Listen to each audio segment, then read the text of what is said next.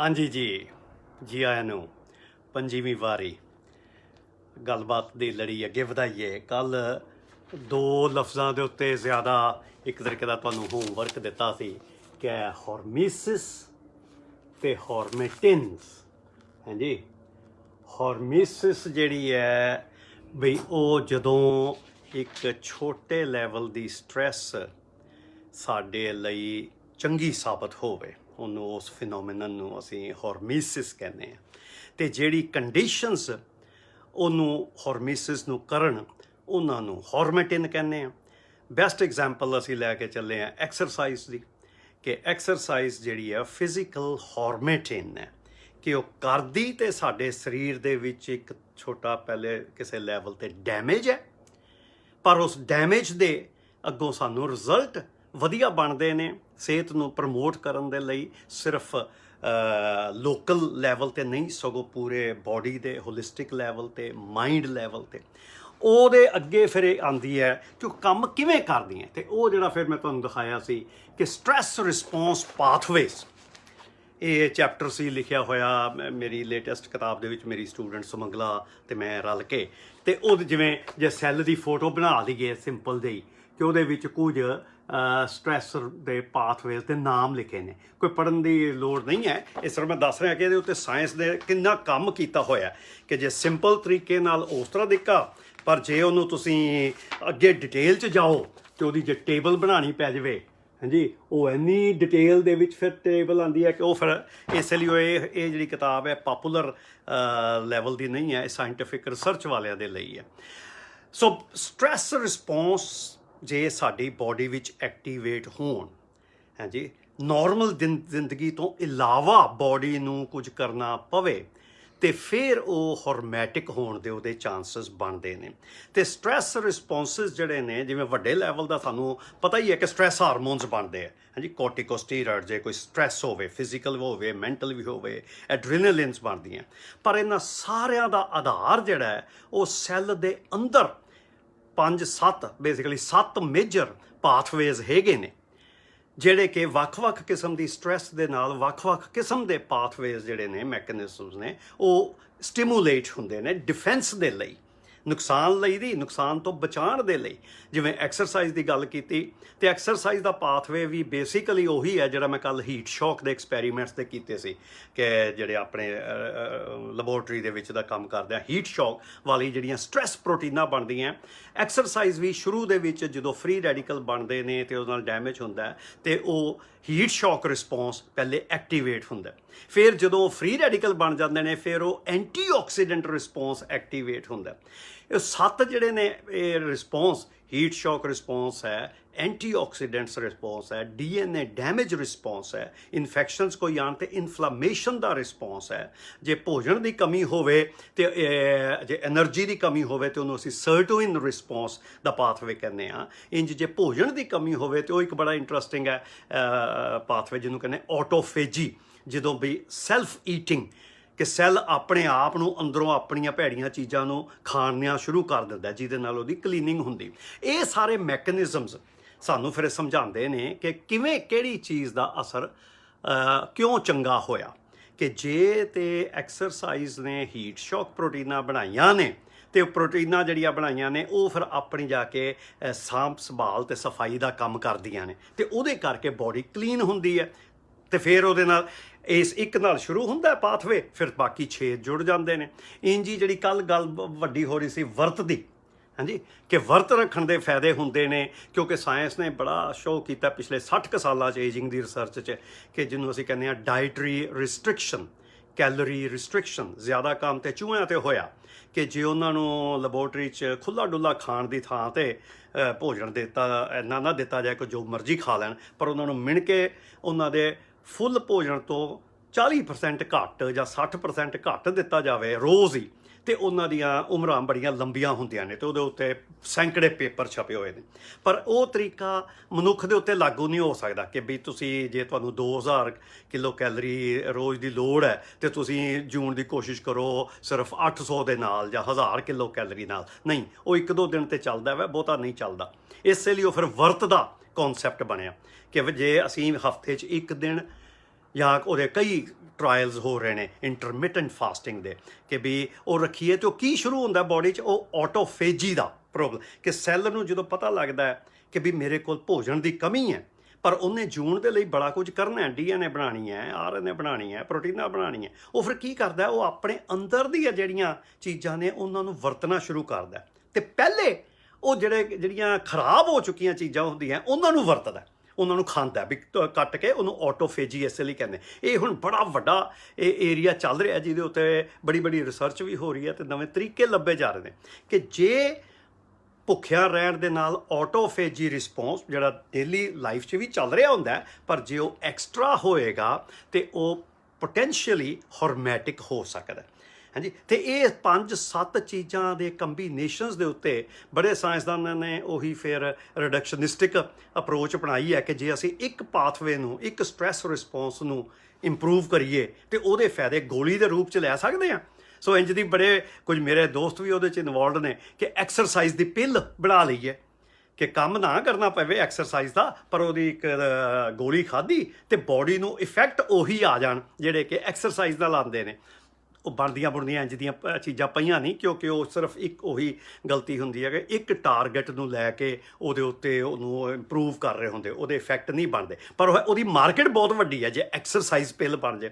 ਇੰਜ ਇੱਕ ਇਸ ਤੋਂ ਵੀ ਵੱਧ ਰਿਸਰਚ ਜਿਹੜੀ ਚੱਲ ਰਹੀ ਹੈ ਉਹਨੂੰ ਕਹਿੰਦੇ ਨੇ ਫਾਸਟਿੰਗ ਦੀ ਪਿੱਲ, ਕੈਲੋਰੀ ਰਿਸਟ੍ਰਿਕਸ਼ਨ ਮਾਈਮੈਟਿਕਸ ਉਹਦਾ ਨਾਂ ਉਹ ਰੱਖਦੇ ਨੇ ਕਿ ਬਈ ਖਾਓ ਪੀਓ ਤੁਸੀਂ ਜੋ ਮਰਜ਼ੀ, ਭਾਵੇਂ ਬਰਗਰਾਂ ਨਾਲ ਤੁੰਨ ਲਓ ਤੇ ਪਰੌਠਿਆਂ ਨਾਲ ਤੁੰਨ ਲਓ ਤੇ ਫਿਰ ਇੱਕ ਗੋਲੀ ਖਾ ਲਓ ਤੇ ਸਰੀਰ ਇਹ ਸਮਝੇ ਕਿ ਮੈਂ ਭੁੱਖਾ, ਮੇਰੇ ਕੋਲ ਭੋਜਨ ਦੇ ਪੁੱਜਿਆ ਨਹੀਂ ਹੈ ਠੀਕ ਤਰੀਕੇ ਨਾਲ, ਤੇ ਫਿਰ ਉਹ ਆਟੋਫੇਜੀ ਇਨਕਰੀਜ਼ ਕਰੇਗਾ ਤੇ ਉਹਦੇ ਨਾਲ ਫਿਰ ਸਾਡੀ ਜਿਹੜੀ ਹੈ ਫਾਸਟਿੰਗ ਵਾਲਾ ਜਿਹੜਾ ਇਫੈਕਟ ਹੈ ਉਹ ਮਿਲ ਜਾਏਗਾ। ਐਂਡ ਜੀ ਜਿਵੇਂ ਮੋਟਾਪੇ ਨੂੰ ਰੋਕਣ ਦੇ ਲਈ ਵੀ ਇਸ ਕਿਸਮ ਦੀਆਂ ਐਂਟੀ ਓਬਿਸਿਟੀ ਪਿਲਸ ਦੀ ਬਣਾਉਂਦੇ ਪਏ, ਕਿਉਂਕਿ ਅਸੀਂ ਸਾਰੇ ਸੌਖਾ ਤਰੀਕਾ ਚਾਹੁੰਦੇ ਹਾਂ ਕਿ ਕਰਨਾ ਨਾ ਪਵੇ ਕੁਝ, ਪੁੜੀ ਮਿਲ ਜਾਵੇ ਕਿਧਰੇ, ਉਹ ਭਾਵੇਂ ਸਾਇੰਸ ਦੀ ਬਣੀ ਹੋਈ ਪੁੜੀ ਹੋਵੇ ਜਾਂ ਕਿਸੇ ਹੋਰ ਤਰੀਕੇ ਦੀ। ਹਾਂਜੀ, ਜੀ ਜ਼ਿੰਦਗੀ ਜਿਉਣ ਦੇ ਤਰੀਕਿਆਂ ਨੂੰ ਵੀ ਅਸੀਂ ਗਿਆਨ ਮਾਰਗ ਰਾਹੀਂ ਕਰਨ ਦੇ ਲਈ ਸ਼ਕਤੀ ਲੱਗਦੀ ਹੈ, ਸੋਚਣਾ ਪੈਂਦਾ ਹੈ, ਸੁਣਨਾ ਪੈਂਦਾ ਹੈ, ਉਹਦੇ ਬਾਰੇ ਆਪਣਾ ਸੈਲਫ ਐਨਾਲਿਸਿਸ ਕਰਨਾ ਪੈਂਦਾ। ਪਰ ਇਹ ਜਿਹੜੀਆਂ ਨੇ ਨਾ ਐਕਸਰਸਾਈਜ਼ ਪਿੱਲ ਬਣਨੀ ਤੇ ਫਾਸਟਿੰਗ ਪਿੱਲ ਬਣੀ, ਇਹ ਬੜੀ ਵੱਡੀ ਮਾਰਕੀਟ ਦੇ ਮਾਮਲੇ ਵਿੱਚ ਗੱਲਾਂ ਚੱਲ ਰਹੀਆਂ ਨੇ। ਪਰ ਇਹਨਾਂ ਸਾਰੀਆਂ ਚੀਜ਼ਾਂ ਨੂੰ ਅਸੀਂ ਹੌਰਮੇਟਿਨ ਕਵਾਂਗੇ, ਜਿਵੇਂ ਐਕਸਰਸਾਈਜ਼ ਫਿਜ਼ੀਕਲ ਹੌਰਮੇਟਿਨ ਹੈ, ਤੇ ਜੇ ਕੋਈ ਉਹ ਫਾਸਟਿੰਗ ਦੀ ਪਿੱਲ ਬਣੇਗੀ ਤੇ ਉਹਨੂੰ ਅਸੀਂ ਨਿਊਟ੍ਰੀਸ਼ਨਲ ਹੌਰਮੇਟਿਨ ਦੀ ਕੈਟੇਗਰੀ 'ਚ ਰੱਖਾਂਗੇ। ਸਭ ਤੋਂ ਪਹਿਲੇ ਮਾਰਕੀਟ ਦੇ ਵਿੱਚ ਜੇ ਕਿਸੇ ਕੰਪਨੀ ਨੇ ਕੋਈ ਹੌਰਮੈਟਿਕ ਪ੍ਰਿੰਸੀਪਲਸ ਦੇ ਉੱਤੇ ਕੋਈ ਚੀਜ਼ ਬਣਾਈ ਹੌਰਮੇਟਿਨਸ ਦੀ, ਉਹ ਸੀ ਸਗੋਂ ਇੱਕ ਸਕਿਨ ਕੋਸਮੈਟਿਕ ਕਰੀਮ। ਹਾਂਜੀ, ਬੜੀ ਇੰਟਰਸਟਿੰਗ ਗੱਲ ਹੈ ਕਿ ਸੋ ਉਹ ਇੱਕ ਫਰਾਂਸ ਦੀਆਂ 2 ਜਿਹੜੀਆਂ ਬਹੁਤ ਵੱਡੀਆਂ ਕੰਪਨੀਆਂ ਨੇ, ਉਹਨਾਂ 'ਚੋਂ ਇੱਕ ਕੰਪਨੀ ਜਿਹੜੇ ਬੜੇ ਪਲਾਂਟਸ ਐਕਸਟ੍ਰੈਕਟਸ ਟੈਸਟ ਕਰ ਰਹੀ ਸੀ, ਤੇ ਉਹ ਜਦੋਂ ਆਪਣੇ anti wrinkle anti ageing research ਕਰਦੇ ਸੀ ਤੇ ਉਹਨਾਂ ਨੇ ਦੇਖਿਆ ਕਿ ਉਸ ਚੀਜ਼ਾਂ ਦੇ ਕੁਝ ਅਸਰ ਤੇ ਹੈਗੇ ਸੀ ਝੁਰੜੀਆਂ ਵਗੈਰਾ ਦੇ ਉੱਤੇ, ਜਿਹੋ ਜਿਹਾ ਵੀ ਕੋਸਮੈਟਿਕਸ ਟੈਸਟ ਕਰੀ ਦੀਆਂ, ਪਰ ਜਦੋਂ ਉਹਨਾਂ ਨੇ ਉਹਦੀ ਬਾਇਓਲੋਜੀ ਪੜ੍ਹਨੀ ਸ਼ੁਰੂ ਕੀਤੀ ਤੇ ਦੇਖਿਆ ਉਹ ਤੇ ਸਟ੍ਰੈਸ ਬੜੀ ਪੈਦਾ ਕਰ ਰਹੀਆਂ ਸੀ ਕਿ ਸੈੱਲ ਜਿਹੜੇ ਜਿਨ੍ਹਾਂ ਨੂੰ ਫਾਇਦਾ ਹੋ ਰਿਹਾ ਸੀ ਪਰ ਉਹਨਾਂ 'ਚ ਸਟ੍ਰੈਸ ਸੀ। ਹੁਣ ਉਹ ਡਰ ਕੇ ਕੰਪਾਊਂਡ ਨੂੰ ਸੁੱਟਣ ਵਾਲੇ ਸੀ ਕਿ ਉਹਨਾਂ ਦੀ ਜਿਹੜੀ ਫਿਰ ਚੀਫ ਸਾਇੰਟਿਸਟ ਹੈ, ਉਹਨੇ ਕਿਧਰੇ ਮੇਰੇ ਕੋਈ ਇੱਕ ਅੱਧਾ ਆਰਟੀਕਲ ਪੜ੍ਹਿਆ ਸੀ, ਇੱਕ ਅੱਧਾ ਕੋਈ ਲੈਕਚਰ ਸੁਣਿਆ ਸੀ, ਉਹਨੇ ਉਹਨਾਂ ਨੂੰ ਕਿਹਾ ਨਹੀਂ ਇਹਦੇ ਵਿੱਚ ਕੁਝ ਹੈ। ਉਹਨਾਂ ਨੇ ਫਿਰ ਮੈਨੂੰ ਕੰਟੈਕਟ ਕੀਤਾ ਕਿ ਇਹ ਦੱਸੋ, ਇਹ ਸਾਡੇ ਰਿਜ਼ਲਟ ਇੱਕ ਪਾਸੇ ਸਾਨੂੰ ਫਾਇਦਾ ਦਿਖਾਉਂਦੇ ਪਏ ਨੇ, ਦੂਜੇ ਪਾਸੇ ਸੈੱਲ ਦੇ ਵਿੱਚ ਇੰਨੀਆਂ ਭਿਅੰਕਰ ਸਟ੍ਰੈਸ ਮਾਰਕਰਸ ਬਣੇ ਨੇ, ਇਹਨਾਂ ਨੂੰ ਕਿਵੇਂ ਅਸੀਂ ਪੈਰਾਡੌਕਸ ਨੂੰ ਰਿਜ਼ੋਲਵ ਕਰੀਏ। ਉਹ ਮੈਂ ਉਹਨਾਂ ਨੂੰ ਕਿਹਾ, ਫਿਰ ਉਹਨਾਂ ਨੂੰ ਮੈਂ ਹੌਰਮੇਸਿਸ ਦੀ ਥਿਊਰੀ ਸਮਝਾਈ ਕਿ ਕਹਿੰਦੇ ਫਿਰ ਤੁਸੀਂ ਇਹਨੂੰ ਹੌਰਮੇਟਿਨ ਕਹੋਗੇ। ਮੈਂ ਕਹਿੰਦਾ ਨਹੀਂ, ਪਹਿਲੇ ਇਹਦੇ ਟੈਸਟ ਹਾਲੀ ਹੋਰ ਕਰਨ ਦੀ ਲੋੜ ਹੈ ਕਿ ਵੀ ਇਹ, ਫਿਰ ਮੈਂ ਉਹਨਾਂ ਨੂੰ ਦੱਸਿਆ ਕਿਹੜੇ ਹਾਲੀ ਉਹਦੇ 'ਚ ਹੋਰ ਟੈਸਟ ਹੋਣੇ ਨੇ। ਉਹ ਫਿਰ ਕਹਿੰਦੇ ਅੱਛਾ ਜੀ ਤੁਸੀਂ ਕਰੋ। ਮੈਂ ਕਹਿੰਦੀ ਮੈਂ ਆਪਣੀ ਲੈਬੋਰਟਰੀ 'ਚ ਨਹੀਂ ਕਰਾਂਗਾ ਕਿਉਂਕਿ ਯੂਨੀਵਰਸਿਟੀ ਦਾ ਮੈਂ ਬੰਦਾ। ਮੈਂ ਉਹਨਾਂ ਨੂੰ ਫਿਰ ਕਿਸੇ ਦੂਜੀ ਰਿਸਰਚ ਕੰਪਨੀ ਦਾ ਕੰਟੈਕਟ ਦਿੱਤਾ, ਐਕਸਪੈਰੀਮੈਂਟ ਸੈੱਟ ਕਰਕੇ ਦਿੱਤੇ ਕਿ ਇਹ ਟੈਸਟ ਜੇ ਕਰੋਗੇ ਤੇ ਜੇ ਰਿਜ਼ਲਟ ਆਉਣਗੇ ਤੇ ਫਿਰ ਮੈਂ ਉਹਨੂੰ ਹੌਰਮੇਟਿਨ ਕਵਾਂਗਾ। ਉਹਨਾਂ ਨੇ ਫਿਰ 6 ਮਹੀਨੇ ਉਹਦੇ 'ਤੇ ਮੇਰੇ ਖਿਆਲ 'ਚ 1.5 ਲੱਖ ਯੂਰੋ ਲਾ ਕੇ ਰਿਸਰਚ ਕੀਤੀ, ਤੇ ਉਸ ਰਿਸਰਚ ਨੇ ਇਹੀ ਸ਼ੋਅ ਕੀਤਾ ਕਿ ਜਿਹੜਾ ਉਹ ਕੰਪਾਊਂਡ ਪਾਉਂਦੇ ਸੀ ਸੈੱਲਾਂ 'ਚ, ਮਨੁੱਖ ਦੇ ਸੈੱਲਾਂ 'ਚ ਲੈਬੋਰਟਰੀ ਦੇ ਵਿੱਚ, ਉਹਦੇ ਨਾਲ ਇਸ ਕਿਸਮ ਦੇ ਕੁਝ ਹੀਟ ਸ਼ੌਕ ਪ੍ਰੋਟੀਨਸ, ਆਟੋਫੇਜੀ ਮਾਰਕਰਸ ਇਹ ਬਣਦੇ ਸੀ ਤੇ ਅੱਗੇ ਜਾ ਕੇ ਫਿਰ ਕੰਮ ਕਰਦੇ ਸੀ। ਤਾਂ ਫਿਰ ਉਹਨਾਂ ਨੂੰ ਮੈਂ ਉਹਦਾ ਆਪਣੇ ਵੱਲੋਂ ਇੱਕ ਜਿਹਨੂੰ ਕਹਿੰਦਾ ਆਥੈਂਟਿਸਿਟੀ ਦੀ ਸਟੇਟਮੈਂਟ ਦਾ ਸਰਟੀਫਿਕੇਟ ਦਿੱਤਾ ਕਿ ਹਾਂ ਵੀ ਇਹ ਜਿਹੜਾ ਕੰਪਾਊਂਡ ਹੈ ਹੌਰਮੈਟਿਕ ਹੈ। ਤੇ ਉਹਨਾਂ ਨੇ ਫਿਰ ਉਹਦੀ ਕਰੀਮ ਬਣਾਈ, ਉਹਦਾ ਨਾਂ ਵੀ ਰੱਖਿਆ ਜਿਵੇਂ ਵੈਕਸੀਨ ਫਾਰ ਯੂਥ, ਕਿਉਂਕਿ ਪ੍ਰਿੰਸੀਪਲ ਜਿਵੇਂ ਮੈਂ ਦੱਸਿਆ ਨਾ ਵੈਕਸੀਨ ਵਰਗਾ ਹੀ ਪ੍ਰਿੰਸੀਪਲ ਹੈ, ਹੌਰਮੇਸਿਸ ਦਾ ਹੈ ਤੇ ਨਹੀਂ, ਪਰ ਉਹਨਾਂ VAXIN vaccine for youth cream ਬਣਾਈ। ਮੇਰੇ ਖਿਆਲ 5 ਸਾਲ ਹੋਏ ਜਦੋਂ ਉਹਨਾਂ ਨੇ ਫਿਰ ਉਹਨੂੰ, ਉਹ ਬੜੀ ਸਕਸੈਸਫੁਲ ਹੋਈ ਤੇ ਮੇਰੇ ਖਿਆਲ 'ਚ ਹਾਲੀ ਵੀ ਚੱਲਦੀ ਹੋਣੀ ਹੈ। ਸੋ ਇੰਜ ਦੀ ਇੰਡਸਟਰੀ ਦੇ ਵਿੱਚ ਇਹ ਹੌਰਮੇਟਿਨਸ ਦੇ ਬਾਰੇ ਬੜਾ ਇੰਟਰਸਟ ਚੱਲ ਰਿਹਾ ਕਿ ਬਈ ਅਸੀਂ ਕਿਸ ਕਿਸਮ ਦੀਆਂ ਚੀਜ਼ਾਂ ਬਣਨ, ਅਤੇ ਉਹ ਜਿਹੜੇ ਨਿਊਟ੍ਰੀਸ਼ਨਲ ਹੌਰਮੇਟਿਨਸ ਨੇ ਜਿਹੜੀਆਂ ਅਸੀਂ ਖਾਂਦੇ ਹਾਂ, ਉਹਦੀ ਗੱਲ ਫਿਰ ਰਿਪੀਟ ਕਈ ਵਾਰ ਹੋਏਗੀ ਹਾਲੀ, ਕਿ ਉਹਦੇ ਉੱਤੇ ਤੇ ਬਹੁਤ ਹੀ ਜ਼ਿਆਦਾ ਕੰਮ ਚੱਲ ਰਿਹਾ ਕਿ ਕਿਹੜਾ ਕਿਹੜਾ ਕੰਪਾਊਂਡ, ਹਾਂਜੀ, ਕਿ ਜਿਵੇਂ ਰੈਜ਼ਰਵਾਟਰੋਲ ਹੈ, ਜਿਹੜੀ ਮੈਂ ਕੀਤੀ ਸੀ ਗੱਲ ਕਿ ਅੰਗੂਰਾਂ ਦੇ ਵਿੱਚ ਰੈੱਡ ਵਾਈਨ 'ਚ ਹੁੰਦਾ, ਉਹ ਜਿਹੜਾ ਵੈ ਉਹ ਸੈੱਲ ਨੂੰ ਲੱਗਦਾ ਕਿ ਮੇਰੇ 'ਚ ਇੱਕ ਐਨਰਜੀ ਘਟੀ ਹੈ ਕਿਸੇ ਲੈਵਲ 'ਤੇ, ਉਹ ਫਿਰ ਸਰਟੂਇਨ ਪਾਥਵੇਜ਼ ਦੇ ਥਰੂ ਆਪਣੇ ਉਸ ਪ੍ਰੋਸੈਸ ਨੂੰ ਡਿਵੈਲਪ ਕਰਦਾ, ਅਤੇ ਜਿਉਂ ਹੀ ਉਹ ਆਪਣੀ ਡਿਫੈਂਸ ਕਰਦਾ ਅਤੇ ਉਹਦੇ ਤੁਹਾਨੂੰ ਫਾਇਦੇ ਹੋਣੇ ਸ਼ੁਰੂ ਹੁੰਦੇ ਨੇ।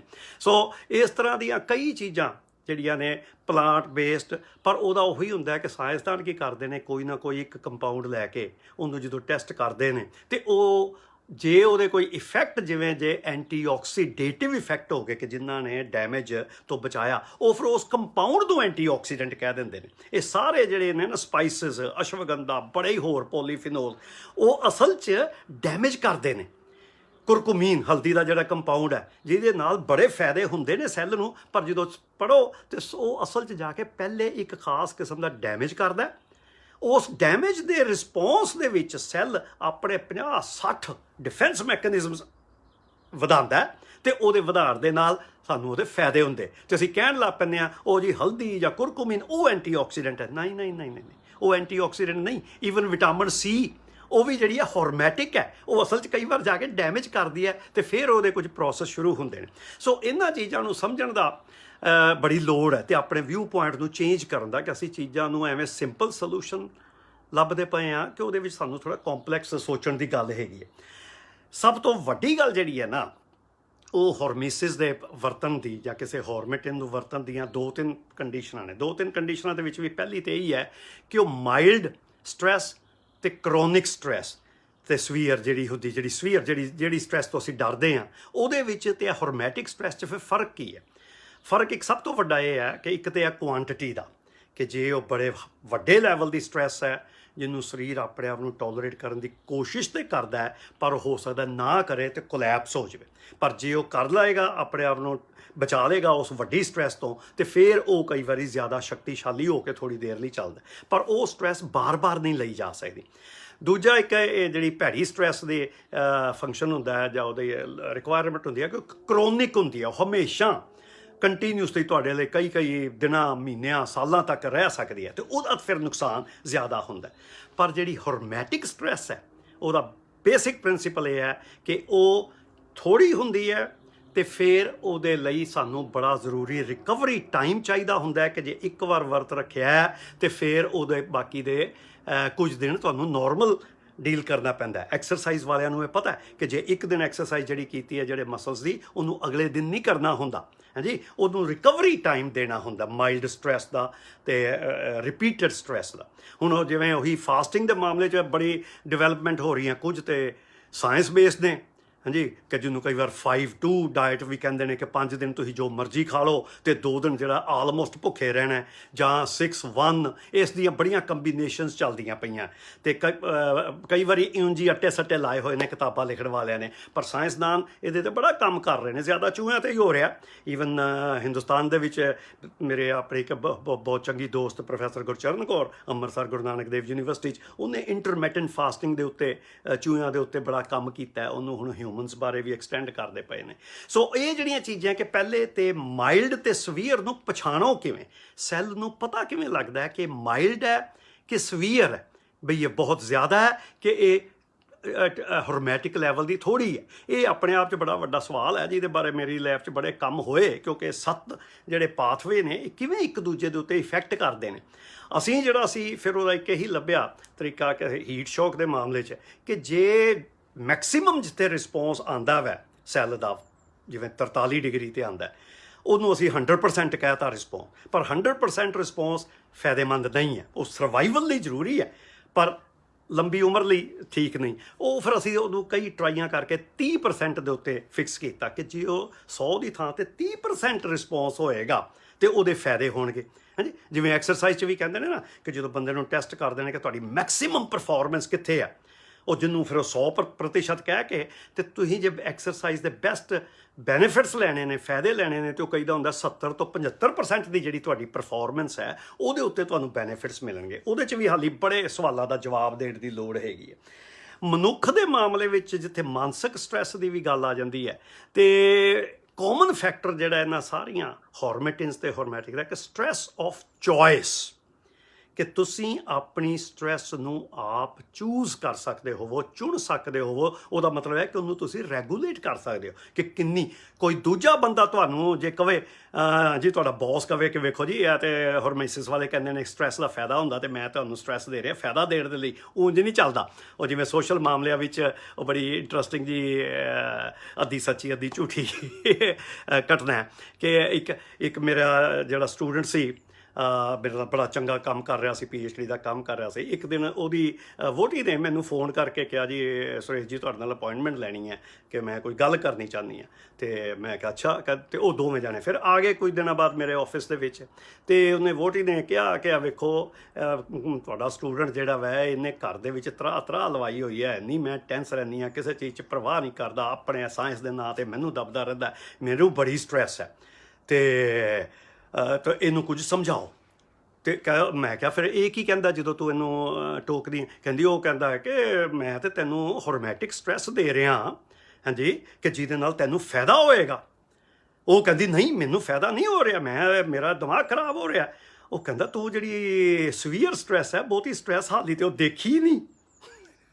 ਸੋ ਗੱਲ ਇਹ ਹੈ ਕਿ ਸਟ੍ਰੈਸ ਕਿਹਦੇ ਵਿਊ ਪੁਆਇੰਟ ਤੋਂ ਉਹਨੂੰ ਲੱਗਦੀ ਪਈ ਹੈ ਕਿ ਬਹੁਤ ਜ਼ਿਆਦਾ ਸਟ੍ਰੈਸ ਮਿਲ ਰਹੀ ਹੈ ਮੈਨੂੰ, ਮੈਂ ਸਾਂਭ ਨਹੀਂ ਸਕਦੀ, ਤੇ ਉਹ ਦੇਣ ਵਾਲਾ ਕਰਦਾ ਪਿਆ ਮੈਂ ਤੇ ਤੈਨੂੰ ਹਾਲੇ ਸਟ੍ਰੈਸ ਦਿੱਤੀ ਹੋਈ ਨਹੀਂ। ਸੋ ਇਹ ਜਿਹੜੇ ਨੇ ਨਾ, ਇਹਨਾਂ ਨੂੰ ਮਿਲਣ ਦੇ ਤਰੀਕੇ ਵੀ ਪੈਦਾ ਤੇ ਹੋ ਰਹੇ ਨੇ, ਤੇ ਅਸੀਂ ਲੱਭਾਂਗੇ ਕਿ ਕਿਸੇ ਵੀ ਕੰਮ ਦੀ ਸਟ੍ਰੈਸ ਨੂੰ ਕਿਸ ਤਰੀਕੇ ਦੇ ਨਾਲ ਅਸੀਂ ਉਹਨੂੰ ਆਪਣੀ ਜ਼ਿੰਦਗੀ ਵਿੱਚ ਸ਼ਾਮਲ ਕਰਨਾ। ਉਹ ਜਿਹੜੀ ਨਿਊਟ੍ਰੀਸ਼ਨਲ ਸਟ੍ਰੈਸ ਦੇ ਉੱਤੇ ਜ਼ਿਆਦਾ ਗੱਲਾਂ ਕਰਾਂਗੇ, ਫਿਜ਼ੀਕਲ ਸਟ੍ਰੈਸ ਦੀ, ਰੇਡੀਏਸ਼ਨ ਦੀ ਸਟ੍ਰੈਸ, ਇਹਨਾਂ ਨੂੰ ਸਟ੍ਰੈਸ ਆਫ ਚੋਇਸ, ਕਿ ਮਤਲਬ ਕਿ ਜਦੋਂ ਸਟ੍ਰੈਸ ਆਫ ਚੋਇਸ ਹੈ ਉਹ ਚੈਲੰਜ ਬਣ ਜਾਂਦੀ ਹੈ। ਕਿ ਚੈਲੰਜ ਦਾ ਮਤਲਬ ਹੁੰਦਾ ਕਿ ਥਿਓਰੈਟੀਕਲੀ ਐਟਲੀ ਕਿ ਤੁਸੀਂ ਉਹਦੇ 'ਤੇ ਕਾਬੂ ਪਾ ਸਕਦੇ ਹੋ, ਉਸ ਸਟ੍ਰੈਸ ਦੇ, ਉਸ ਨੈਗੇਟਿਵ ਇਫੈਕਟਸ ਦੇ ਉੱਤੇ ਤੁਸੀਂ ਕੰਟਰੋਲ ਕਰ ਸਕਦੇ ਹੋ, ਤੇ ਫਿਰ ਤੁਹਾਨੂੰ ਉਹਦੇ ਫਾਇਦੇ ਵੀ ਹੋਣ ਦੇ ਚਾਂਸ ਨੇ। ਹਾਂਜੀ, ਜਿਵੇਂ ਹੁਣ stress of choice the example ਲੈ ਲਓ। ਇਹ ਮੈਂ 25 ਦਿਨ ਪਹਿਲੇ ਇਹ ਜਿਹੜਾ ਪ੍ਰੋਗਰਾਮ ਸ਼ੁਰੂ ਕਰ ਲਿਆ, ਰੋਜ਼ ਦੀਆਂ ਗੱਲਾਂ ਕਰਨੀਆਂ, ਕਨਵਰਸੇਸ਼ਨ, ਇਹ ਸਟ੍ਰੈਸ ਆਫ ਚੋਇਸ ਹੈ।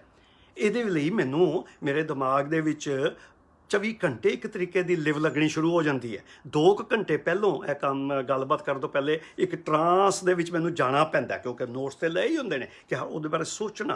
ਹਾਂਜੀ, ਅੰਦਰੋਂ ਇਹ ਸਾਰੀ ਉਮਰ ਲੈਕਚਰ ਦੇ ਕੇ ਵੀ ਆਪਣੀ ਪਲਸ ਮੈਂ ਚੈੱਕ ਕਰਦਾ ਹੁੰਦਾ, ਉਹ ਵੱਧ ਗਈ ਵੀ 100 ਤੋਂ ਵੀ ਉੱਪਰ ਚਲੀ ਗਈ, ਤੱਕ ਹੋ ਗਈ, ਐਂਗਜ਼ਾਈਟੀ ਹੋਈ, ਪਰ ਉਹਦੇ ਨਾਲ ਖੁਸ਼ੀ ਮਿਲਦੀ ਹੈ ਪਹਿਲੇ ਤੇ, ਕਿ ਇਹਦਾ ਮਤਲਬ ਬੋਡੀ ਤੇ ਮਾਈਂਡ ਮੇਰਾ ਤਿਆਰ ਹੋਇਆ। ਹਾਂਜੀ, ਮੈਨੂੰ ਉਹ ਸਟ੍ਰੈਸ ਘਟਾਉਣ ਦੀ ਲੋੜ ਨਹੀਂ, ਮੇਰੀ ਉਹ ਨਰਵਸਨੈਸ ਦੀ ਸ਼ੁਰੂਆਤ ਜਿਹੜੀ ਹੈ ਉਹ ਸਗੋਂ ਇੱਕ ਮੇਰੇ ਲਈ ਹਿੰਟ ਹੈ ਕਿ ਹਾਂ ਬਈ you are ready to do it. ਉਹਦਾ ਰਿਜ਼ਲਟ ਕੀ ਹੁੰਦਾ ਕਿ ਜੇ ਤੇ ਮੇਰੀ ਪਰਫੋਰਮੈਂਸ ਠੀਕ ਹੋਵੇ, ਲੋਕਾਂ ਨੂੰ ਕੋਈ ਮੇਰੀ ਗੱਲ ਪਸੰਦ ਵੀ ਆਵੇ, ਤੇ ਉਸ ਤੋਂ ਬਾਅਦ ਮੈਨੂੰ ਵੀ ਆਪਣਾ ਆਪ ਚੰਗਾ ਲੱਗਦਾ ਕਿ ਹਾਂ ਵੀ ਅੱਜ ਚੰਗੀ ਗੱਲ ਕੀਤੀ, ਕੁਝ ਅਚੀਵ ਕੀਤਾ। ਹਾਂਜੀ, ਕੁਝ ਲੋਕਾਂ ਦੀਆਂ ਤਾੜੀਆਂ ਦੀਆਂ ਆਵਾਜ਼ਾਂ ਆਈਆਂ, ਕੋਈ ਫੇਸਬੁੱਕ ਤੇ ਲਾਈਕ ਦੇ ਨੰਬਰ ਧੜਾ ਦੇਖਣੇ ਸ਼ੁਰੂ ਕੀਤੇ। ਸੋ ਉਹਦੇ ਨਾਲ ਇਹ ਹੈ ਸਟ੍ਰੈਸ ਆਫ ਚੋਇਸ, ਕਿ ਆਪ ਚੁਣੀਆਂ ਹੋਈ ਗੱਲ ਹੈ ਜਿਹੜੀ ਹੈ ਸਟ੍ਰੈਸਫੁਲ, ਪਰ ਉਹ ਮੇਰੇ ਲਈ ਫਾਇਦੇਮੰਦ ਸਾਬਤ ਹੋ ਰਹੀ। ਕਰੋਨਾ ਦੇ ਇਸ ਮਹੀਨੇ ਦੇ ਵਿੱਚ ਨਹੀਂ ਤੇ ਬੰਦਾ ਬੜੀ ਬੋਰਡਮ ਦੇ ਵਿੱਚ ਹੀ ਕਿਧਰੇ ਫਸ ਜਾਂਦਾ। ਸੋ ਇਸ ਕਿਸਮ ਦੇ ਵਿੱਚੋਂ ਕੋਸਮੈਟਿਕਸ ਦੇ ਉੱਤੇ ਵੀ ਸਟ੍ਰੈਸ ਆਫ ਚੋਇਸ ਵਾਲੀ ਅਪਰੋਚ ਨੂੰ ਲੈਂਦੇ ਹੋਏ ਅਸੀਂ ਕਿਵੇਂ ਚੁਣੀਏ ਕਿ ਕੋਸਮੈਟਿਕਸ ਕਿਹੜੀਆਂ ਚੰਗੀਆਂ ਹੋਣਗੀਆਂ ਤੇ ਕਿਹੜੀਆਂ ਮਾੜੀਆਂ। ਫਿਰ ਮੈਂ ਤੁਹਾਨੂੰ ਜ਼ਿਆਦਾ ਐਂਗੇਜ ਨਹੀਂ ਕਰਨਾ ਚਾਹੁੰਦਾ, ਹੋਰ ਵੀ ਤੁਹਾਡੇ ਕੋਲ ਬੜੀ ਚੋਇਸਾਂ ਹੈਗੀਆਂ ਨੇ। ਕੱਲ੍ਹ ਇੱਥੋਂ ਹੀ ਗੱਲ ਕਰਾਂਗੇ ਕਿ ਬੇਸਿਕ ਲੈਵਲ, ਜਿਹੜੀ ਸੁਪਰਫਿਸ਼ੀਅਲ ਲੈਵਲ ਦੀ ਮਿਲੀਓ ਦਾ ਇਨਵਾਇਰਮੈਂਟ ਹੈ ਜਿਹ 'ਚ ਕੋਸਮੈਟਿਕਸ ਆਉਂਦੀਆਂ ਸੀ, ਹੁਣ ਉਹਦੇ ਵਿੱਚ ਵੀ ਈਵਨ ਹੌਰਮੇਟਿਨਸ ਪੈਣੀਆਂ ਸ਼ੁਰੂ ਹੋ ਗਈਆਂ। ਪਰ ਜੇ ਨਾ ਵੀ ਹੌਰਮੇਟਿਨਸ ਹੋਣ ਤੇ ਤਾਂ ਵੀ ਕੋਸਮੈਟਿਕਸ ਕਿਵੇਂ ਚੁਣਨੀ ਹੈ? ਅੱਜ ਦਾ ਜਿਹੜਾ ਬਜ਼ ਵਰਡ ਹੈ ਨਾ, ਉਹ ਇਹ ਹੈ stress of choice is good. ਹਾਂਜੀ, ਉਹ ਭਾਵੇਂ ਜਦੋਂ ਅਸੀਂ ਐਕਸਪੈਰੀਮੈਂਟ ਕਰਦੇ ਹਾਂ ਸਾਡੇ ਚੂਹੇ ਕੋਲ ਨਹੀਂ ਹੁੰਦੀ ਕੋਈ ਚੋਇਸ ਕਿ ਉਹ ਲਵੇ ਕਿ ਸਟ੍ਰੈਸ ਨਾ ਲਵੇ, ਪਰ ਮਨੁੱਖ ਦੇ ਮਾਮਲੇ ਵਿੱਚ ਸਟ੍ਰੈਸ ਆਫ ਚੋਇਸ, ਕਿ ਜੇ ਸਟ੍ਰੈਸ ਦੀ ਲਾਈਫ ਨੂੰ ਕੱਟਣ ਦੇ ਲਈ ਫਿਰ ਅਸੀਂ ਆਪਣੀ ਮਰਜ਼ੀ ਨਾਲ ਕਿਸੇ ਹੋਰ ਕਿਸਮ ਦੀ ਸਟ੍ਰੈਸ ਕਰਦੇ ਹਾਂ, ਉਹਦੇ ਵਿੱਚ ਈਵਨ ਮੈਡੀਟੇਸ਼ਨ ਵੀ ਉਸੇ ਤਰ੍ਹਾਂ ਕੰਮ ਕਰਦੀ ਹੈ ਹੌਰਮੇਟਿਨਸ ਦਾ। ਇਹ ਕੁਝ ਮੇਰੇ ਦੋਸਤਾਂ ਨੇ ਕੰਮ ਕੀਤਾ ਹੈ ਹੰਗਰੀ ਵਿੱਚ ਵੀ ਤੇ ਅੰਮ੍ਰਿਤਸਰ ਵਾਲਿਆਂ ਨੇ ਵੀ, ਕਿ ਜਦੋਂ ਲੋਕਾਂ ਨੂੰ ਮੈਡੀਟੇਸ਼ਨ ਦੇ ਵਿੱਚ ਬਿਠਾਇਆ ਜਾਵੇ, ਉਹਨੂੰ ਅਸੀਂ ਸਾਇੰਸ ਦੀ ਭਾਸ਼ਾ 'ਚ ਕਈ ਵਾਰੀ ਫੋਕਸਡ ਅਟੈਂਸ਼ਨ ਕਹਿੰਦੇ ਆ, ਤੇ 10-15 ਮਿੰਟ ਦੇ ਵਿੱਚ ਇੰਨੇ ਸਟ੍ਰੈਸ ਮਾਰਕਰਸ ਉਹਨਾਂ ਦੇ ਥੁੱਕ ਵਿੱਚ ਜਾਂ ਬਲੱਡ ਵਿੱਚ ਮਿਲਦੇ ਨੇ ਕਿ ਉਹ ਜੀ ਸਮਝ ਨਹੀਂ ਲੱਗਦੀ ਕਿਆ ਕੀ ਹੋ ਰਿਹਾ, ਕਿ ਉਹ ਤੇ ਮੈਡੀਟੇਸ਼ਨ ਨੇ ਤਾਂ ਰਿਲੈਕਸ ਕਰਨਾ ਹੈ, ਪਰ ਨਹੀਂ, ਰਿਲੈਕਸ ਕਰੇਗੀ ਐਂਡ ਰਿਜ਼ਲਟ, ਪਰ ਜਿਹੜੀ ਫੋਕਸਡ ਅਟੈਂਸ਼ਨ ਹੈ, ਜਦੋਂ ਕੰਸਨਟ੍ਰੇਸ਼ਨ ਕਰਨੀ ਹੈ, ਉਹ ਉਸੇ ਸਟ੍ਰੈਸ ਪਾਥਵੇ ਜਿਹੜੇ ਮੈਂ ਤੁਹਾਨੂੰ 7 ਦਿੱਤੇ ਨੇ ਉਹਨਾਂ ਦੇ ਕੰਬੀਨੇਸ਼ਨ ਦੇ ਵਿੱਚੋਂ ਬਣ ਰਹੀ। ਹਾਲੀ ਸਾਨੂੰ ਇਹ ਨਹੀਂ ਪਤਾ ਹੁੰਦਾ ਕਿ ਉਹ ਸਟ੍ਰੈਸ ਦਾ ਅਸਲੀ ਨੇਚਰ ਕੀ ਹੈ, ਹਾਂਜੀ, ਕਿਵੇਂ ਬਣੀ, ਕਿੱਥੋਂ ਆਈ, ਪਰ ਉਹਦੇ ਮਾਰਕਰ ਕਿ ਹਾਂ ਸਟ੍ਰੈਸ ਪ੍ਰੋਟੀਨਾਂ ਬਣ ਰਹੀਆਂ, ਉਹ ਜਿਹੜੇ ਨੇ ਇਨਫਲੇਮੇਸ਼ਨ ਦਾ ਵੀ ਛੋਟਾ ਜਿਹਾ ਰਿਐਕਸ਼ਨ ਹੋ ਰਿਹਾ।